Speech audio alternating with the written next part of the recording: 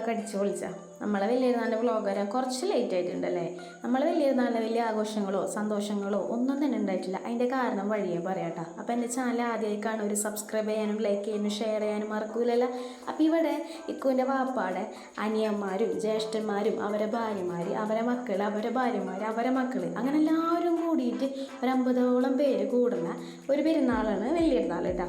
അപ്പോൾ ഈടായിട്ട് എല്ലാ കൊല്ലം നമ്മൾ ഒത്തുചേരാറുണ്ട്. അപ്പോൾ നാളെ പള്ളിയിൽ പോവലും അറവും ഉണ്ട്. അപ്പോൾ അതുകൊണ്ട് തന്നെ ലേറ്റ് ആവണ്ടെന്ന് വിചാരിച്ചിട്ട് ബിരിയാണിക്കുള്ള മസാല തലേന്നേ ഉണ്ടാക്കണം.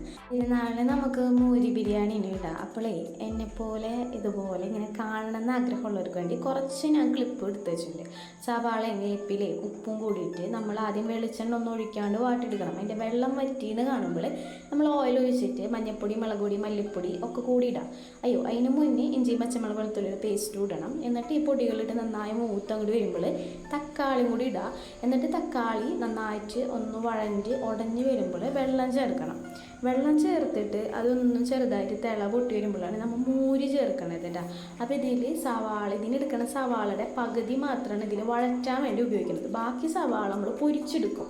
അപ്പോൾ ഈ മൂരിട്ടതിന് ശേഷം ചെറുതായി തിള വരുമ്പോൾ ആടിൻ്റെ നെയ്യും കൂടി ചേർക്കണം. ഇത് സീക്രറ്റ് സാധനമാണ് കേട്ടോ. അങ്ങനെ ഇത് നന്നായിട്ട് ഇളക്കി കുറച്ച് കഴിഞ്ഞപ്പോൾ നമ്മൾ അവിടെ നിന്ന് പോന്നു. ഇതിൻ്റെ ബാക്കി റെസിപ്പി ഞാൻ വഴിയേ പറയാം കേട്ടോ.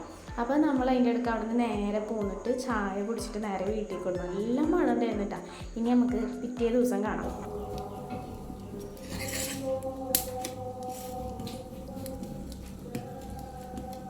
പെരുന്നാൾ രാവിലെ എണീക്കുമ്പോഴേ പള്ളിയിൽ നിന്ന് തക്ബീർ കേൾക്കുമ്പോൾ ഒരു വല്ലാത്തൊരു സുഖവും സന്തോഷവും കേട്ടോ. അപ്പോൾ നമുക്ക് പെരുന്നാളായിട്ട് പത്തിരി മുട്ടക്കറി ആയിരുന്നു. നിങ്ങളവിടെയൊക്കെ എന്തായിരുന്നു? അപ്പോൾ പത്തിരി ഞാൻ വന്നിട്ടുമ്പോഴത്തേനും പത്തിരി കുഴക്കലും കഴിഞ്ഞ് മുട്ടക്കറി ഉണ്ടാക്കലും കഴിഞ്ഞ് പത്തിരി ചൂടണ പരിപാടി എനിക്ക് ഉണ്ടായുള്ളൂ. അപ്പോൾ അത് ഞാൻ ചെയ്യുന്നുണ്ട്. ഇക്കു പള്ളിയിലേക്ക് പെരുന്നാൾ നമസ്കാരത്തിന് പോയി. ഇക്കു അന്ന് നമ്മൾ അറവിന് പോയിട്ട് ബ്രേക്ക്ഫാസ്റ്റ് കഴിക്കണം കേട്ടോ, പത്തിരി മുട്ടക്കറി. അങ്ങനെ പിന്നെ നമ്മൾ നേരെ തറവാട്ടിലേക്ക് പോയി. അപ്പോൾ അവിടെ അറവിൻ്റെ എല്ലാവർക്കും കൊടുക്കാനുള്ള ഉള്ളത്തിൻ്റെ ഇറച്ചി ഇങ്ങനെ നുറുക്കിക്കൊണ്ടിരിക്കുന്നുണ്ട്. ഒരു സൈഡിൽ ചോറ് വെക്കുന്നുണ്ട്, ഒരു സൈഡിൽ സർപ്രൈസ് ആയിട്ട് കേക്ക് വരുന്നുണ്ട് കേട്ടോ. വാപ്പാടെ അനിയൻ്റെ ഒരു മോന് ഗൾഫിൽ, അപ്പോൾ അതിൻ്റെ വക ഒരു കേക്കും ഉണ്ട് കേട്ടോ. അങ്ങനെ നമ്മൾ അതിൻ്റെ ഇടയിൽ കേക്ക് മുറിക്കണോടത്ത് പോകണോ, ഇവിടെ ചോറിന് വെള്ളം തിളച്ചുകൊണ്ടിരിക്കുന്നുണ്ട്, അങ്ങോട്ട് പോകണോ എന്നുള്ള കൺഫ്യൂഷനിലാണ്. അപ്പോൾ ഇവിടെ നെയ്ച്ചോറ് ഉണ്ടാക്കിക്കൊണ്ടിരിക്കുകയാണ്. അതിൻ്റെ ഇടയിൽ കേക്ക് ഇങ്ങനെ മുറിച്ചുകൊണ്ടിരിക്കുന്നുണ്ട്. അപ്പോൾ ഞാൻ ഇങ്ങോട്ട് പോകുന്നുള്ള കൺഫ്യൂഷനിൽ കുറേ അവിടെ പോയിട്ട് വീഡിയോ എടുക്കും, കുറേ ഇവിടെ പോയിട്ട് വീഡിയോ എടുക്കും. അത് നോക്കി നല്ല അടിപൊളി ബിരിയാണിക്ക് റൈസ് ഇങ്ങനെ ആയിക്കൊണ്ടിരിക്കുകയാണ് കേട്ടോ. നമ്മൾ ഉണ്ടാക്കണ ബിരിയാണിയും ഇവരുണ്ടാക്കണ ബിരിയാണിയും നല്ല ഡിഫറൻസ് ഉണ്ട് കേട്ടോ. അപ്പോൾ റെസിപ്പി പറയാനുണ്ടെന്ന് നോക്കിയാൽ സമയം കിട്ടണില്ല. കാരണം വലിയ ലോങ് വീഡിയോ ആയി കഴിഞ്ഞാൽ നിങ്ങൾ സ്കിപ്പ് ചെയ്ത് പോകില്ലേ, അതുകൊണ്ടാണ്. അപ്പോൾ ഇവിടെ നമ്മുടെ റൈസ് റെഡി ആയിക്കൊണ്ടിരിക്കുന്നുണ്ട്. ഇനിയിപ്പോൾ ദമ്മിടാൻ വേണ്ടി പോകണം. അതിൻ്റെ ഇടയിൽ കേക്ക് എല്ലാവർക്കും കൊടുക്കുന്നുണ്ട് കേട്ടോ. അപ്പോൾ നമ്മൾ തലേന്ന് ഉണ്ടാക്കി വെച്ചിട്ടുള്ള ഭൂരിയില്ലേ, അതാണിത്. അപ്പോൾ ഇതിലേക്ക് ഇനിയിപ്പോൾ നമ്മൾ കുറച്ചും കൂടി വെള്ളവും കുറച്ച് ഗരം മസാലയും കുരുമുളക് പൊടിയും ഒക്കെ കൂടി ചേർത്തിട്ട് നമ്മളെന്ത് ചെയ്യും, അതിൻ്റെ ഇടയിൽ എനിക്കൊരു ചാൻസ് കിട്ടി, നിങ്ങൾ കാണുന്നില്ലേ, എനിക്ക് ഉപ്പ് നോക്കാൻ കിട്ടിയിരിക്കും. ഭയങ്കര സന്തോഷമായിട്ട് അങ്ങനെ നോക്കിയപ്പോൾ ആരും കേൾക്കാണ്ട് എനിക്ക് ഉപ്പ് നോക്കാൻ കിട്ടിയെന്ന് പറയുന്നത്. കാരണം ഞാൻ ഉണ്ടാക്കുമ്പോൾ ചില നേരത്തെ ഒത്തിരി ഉപ്പ് എപ്പോഴും കൂടാറുണ്ട്. അങ്ങനെ ഇപ്പോൾ ചോറിലേക്ക് 6 kg നമ്മളെ പൊരിച്ച് വെച്ച അണ്ടിപ്പരിപ്പ് മുന്തിരിയും സവാളയും എസൻസും അങ്ങനെ എല്ലാം ചേർത്തിട്ട് മിക്സ് ചെയ്തിരിക്കണം ദമ്മിടാൻ വേണ്ടിയിട്ട്. അപ്പോൾ ഇനിയിപ്പോൾ ഇതിൻ്റെ മേലേക്ക് ഓരോ കയ്യിലിങ്ങനെ ഇട്ടിട്ട് ലെയറായിട്ട് ഇട്ടിട്ട് ഇനിയിപ്പോൾ ദമ്മിടാൻ വേണ്ടി പോകണം. ദമ്മിട്ട് കഴിഞ്ഞാൽ ഇനിയിപ്പോൾ ഒന്നും നോക്കണ്ട, ഇനി ഉച്ച ഒരു 2 മണിയാകുമ്പോൾ നോക്കിയാൽ മതി. കാരണം എന്ന് വെച്ച് കഴിഞ്ഞാൽ ഈ ഇറച്ചി നുറുക്കി വെച്ചതൊക്കെ എല്ലായിടത്തും കൊടുക്കണം. എല്ലാവരും ഓഹരിയും കൊടുത്ത് എല്ലാവർക്കും കൊടുത്ത് എത്തിക്കുന്നുണ്ട്. അത് അപ്പം എടുത്ത് വെച്ച് കഴിഞ്ഞാൽ അതവിടെ കഴിയുമല്ലോ. നമ്മളെ ഫ്രിഡ്ജും ഇങ്ങനെ നിറഞ്ഞ് അകതാവും. അപ്പം ഞങ്ങളും ഓരോത്തിൻ്റെ ഇറച്ചി കൊണ്ടുകൊടുക്കാൻ പോകണ്ട, ഓരോ വീടുകളിൽ കൊണ്ടുകൊടുത്ത് ലാസ്റ്റ് എൻ്റെ തറവാട്ടിലും കൊടുത്തു കേട്ടോ. അവിടെ ചെന്നപ്പോൾ അവരൊക്കെ ഭക്ഷണം കഴിക്കാനായിട്ട് തുടങ്ങിയിട്ടുണ്ട്. ഇനിയിപ്പോൾ ഞങ്ങൾ ചെന്ന് കുളിച്ച് ഡ്രസ്സ് മാറിയിട്ടൊക്കെ ഭക്ഷണം കഴിക്കാനായിട്ട് പോവുള്ളൂ. എങ്ങനെ വന്നാലും 2 മണിയാവും. അവിടെ ചിക്കൻ ബിരിയാണിയും ബീഫ് വരട്ടിയതൊക്കെ ആയിരുന്നു അവിടെയും ഓർഡർ ചെയ്തതായിരുന്നു.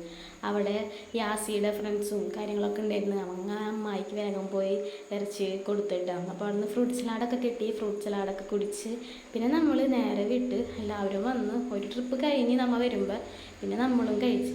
അപ്പോൾ അതിൻ്റെ ഇടയിൽ ഞാനൊരു സാധനം വണ്ടിയിൽ വെച്ചിട്ടുണ്ട്, ഞാൻ കാണിച്ചു തരണ്ട കേട്ടോ. അതിനുശേഷം ഐസ്ക്രീമൊക്കെ ഉണ്ട്. പിന്നെ എല്ലാവരും കൂടി കുറച്ച് നേരം അങ്ങോട്ട് വർത്താനം പറഞ്ഞു. ഇതൊന്നല്ല സാധാരണ ഉണ്ടാവല് എന്ന് വെച്ചാൽ പ്രാവശ്യം ഇവിടുത്തെ ഇളയ അമ്മായിക്ക് തീരെ വയ്യാണ്ട് അസുഖമായിട്ട് കിടക്കണം. അതുകൊണ്ട് തന്നെ ആഘോഷങ്ങളൊന്നും ഉണ്ടായിട്ടില്ല കേട്ടോ.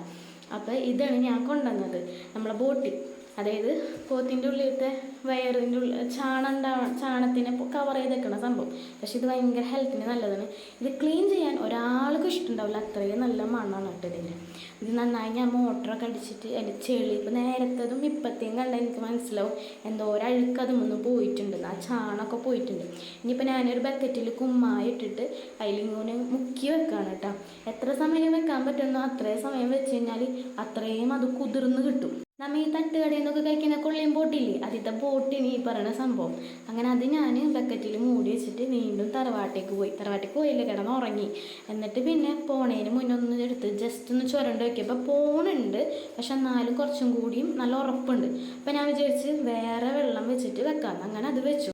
അത് വീണ്ടും കുമ്മായത്തിലിട്ട് വെച്ചിരുന്നു. അങ്ങനെ നേരെ തറവാട്ടി പോകുന്നുണ്ടാകും. കുറച്ച് ലേറ്റായി. ഭക്ഷണം കഴിച്ചിട്ട് പിന്നെ സമ്മാനദാനം എല്ലാ കൊല്ലവും 10ാം ക്ലാസ് +2 മുതിർന്നവരെന്തെങ്കിലും പഠിക്കുന്നുണ്ടെങ്കിൽ അവർക്ക് അങ്ങനെ എല്ലാവർക്കും സമ്മാനങ്ങൾ കൊടുക്കൂട്ടോ. അപ്പോൾ അത് അങ്ങനെ നടന്നുകൊണ്ടിരിക്കുകയാണ്. സമ്മാനദാനം കൊടുക്കണതിൽ ഞാൻ ട്രോഫിയുടെ മാത്രം ക്രോപ്പ് ചെയ്ത് വെച്ചേക്കണത്. അതിൽ വേദിയിൽ ഉമ്മമാരും എല്ലാവരും ഇരിക്കുന്നുണ്ട്. അപ്പോൾ അവർക്കൊന്നും യൂട്യൂബിൽ അവരെ മുഖം കാണുന്നതോട് താല്പര്യമില്ല, അതുകൊണ്ടാണ് ഞാൻ ക്രോപ്പ് ചെയ്തത്. പിന്നെ നമ്മൾ നേരത്തെ കണ്ട ബോട്ടില്ലേ, ആ കറുത്ത ബോട്ടി, അതാണ് ഈ വെള്ള പതപ്പ് പോലെ അയക്കണേ കേട്ടോ. അപ്പോൾ വീഡിയോ ഇത്ര തന്നെ ഉള്ളൂ. അപ്പോൾ ഇത് എന്താണെന്ന് വെച്ചാൽ ഇനി നമ്മൾ ഇതിൻ്റെ ഒന്നുകൂടി കഴുകിയിട്ട് ഫ്രീസറിൽ എടുത്ത് വെക്കും. പിന്നെ നമ്മൾ എടുക്കണ വെച്ചത്തിനോടി പാടെ നെയ്യൊക്കെ ഉണ്ടെങ്കിൽ അതൊക്കെ വലിച്ചറിഞ്ഞ് കഷ്ണാക്കിയിട്ട് കൊള്ളിയും ബോട്ടിയോ എന്ത് വേണമെങ്കിലും വെക്കാം. അപ്പോൾ വീഡിയോ ഇനി നിർത്താണ്. ഇൻഷാ അല്ലാഹ് ഇഷ്ടപ്പെട്ട ലൈക്ക് ചെയ്യാനും സബ്സ്ക്രൈബ് ചെയ്യാനും മറക്കരുത്. അടുത്ത വീഡിയോ കൂടെ കാണാം. ടാറ്റാ.